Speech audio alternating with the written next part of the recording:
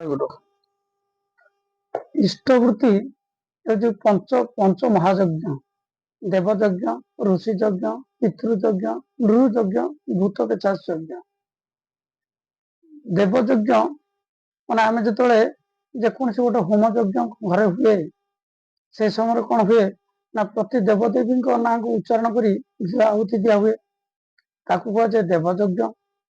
ଆମେ ଯେତେବେଳେ ଯିଏ କର୍ତ୍ତା କର୍ତ୍ତି ହୁଅନ୍ତି ତାଙ୍କୁ କୁହାଯାଏ ତୁମର ଗୋତ୍ର କଣ, କାଶ୍ୟପ, ଭରଦ୍ୱାଜ, ମାନେ ଯାହାର ଯୋଉ ଗୋତ୍ର ଥାଏ ସେ ଗୋତ୍ରପତି ଋଷିଙ୍କି ଆହୁତି ଦିଆଯାଏ ସେଠି, ସେଥିପାଇଁ ସେଇଟା ହଉଛି ଋଷି ଯଜ୍ଞ। ଆଉ ପିତୃଯଜ୍ଞ ହଉଛି କଣ ନା ଯେତେବେଳେ ଯେଉଁମାନେ କର୍ତ୍ତା କର୍ତ୍ତି ହୁଅନ୍ତି ହେଇଥାନ୍ତି ଯେକୌଣସି ଯଜ୍ଞରେ ତାଙ୍କର ଯୋଉମାନେ ସବୁ ବାପା ଅଜା 14 ପୁରୁଷ ଚାଲି ଯାଇଥାନ୍ତି ସେମାନଙ୍କ ନାଁକୁ ଉଚ୍ଚାରଣ କରି ମଧ୍ୟ ସେଠି ଆହୁତି ଦିଆଯାଏ, ସେଟା ହଉଛି ପିତୃଯଜ୍ଞ। ଦେବଯଜ୍ଞ, ଋଷି ଯଜ୍ଞ, ପିତୃଯଜ୍ଞ, ତାପରେ ହଉଛି ନୃଯଜ୍ଞ।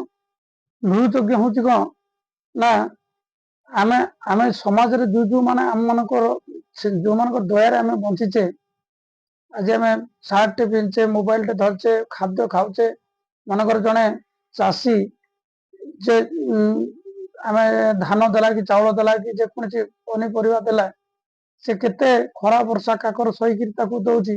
ଆମେ ତାର ମନେକର ଚାଉଳ 10 ଟଙ୍କା କି 50 ଟଙ୍କାରେ କିଣି ଆଣିଲେ କିନ୍ତୁ ପ୍ରକୃତ ତା ପାରିଶ୍ରମିକ ଆମେ ଦେଇନେ।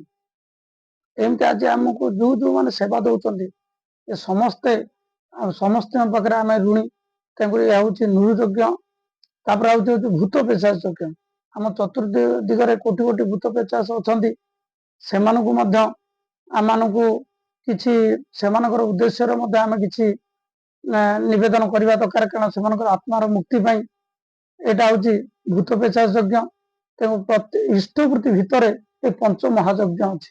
ଆମେ ଯଦି ନିତ୍ୟ ବ୍ରାହ୍ମ ମୁହୂର୍ତ୍ତରୁ ଏ ଯୋଉ ଇଷ୍ଟବୃତ୍ତିଟି ଠିକ କରୁ ତାହେଲେ କଣ ହେବ ନା ଆମମାନଙ୍କର ଏଇ ଇଷ୍ଟବୃତ୍ତି ଭିତର ଦେଇ ଏ ପଞ୍ଚ ମହାଯଜ୍ଞର ପୁଣ୍ୟ ଆମେ ପ୍ରାପ୍ତି ହବା।